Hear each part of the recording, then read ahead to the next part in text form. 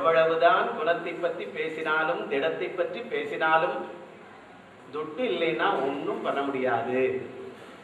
இன்னைக்கு எல்லாம் முந்தியெல்லாம் வியாபாரம் பண்ணார்கள், அப்ப வராத தொகை கல்வி செல்வம். ரொம்ப புத்திசாலித்தனமா அவர்கள் அந்த பொருள் என்பதை ரொம்ப அருமையா எடுத்துட்டார்கள். 16 பேர்களும் செல்வம் தானே என்று அருமையாக அதை இந்த நீதிமன்றம் ஏற்றுக்கொள்கிறது.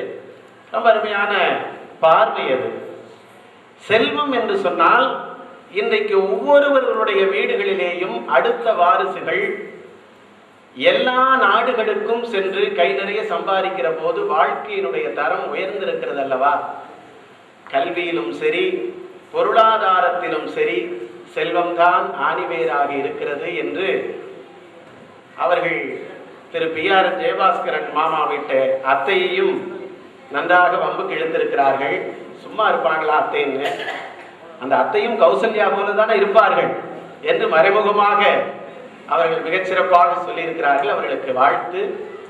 எப்படி பெண்மை தலைமை ஏற்றதோ அதை போல முதல் சிற்று முடிந்து அதற்கு திடமே என்ற வகையில் பெண்மையே பதில் சொல்ல வேண்டும் என்று முதன்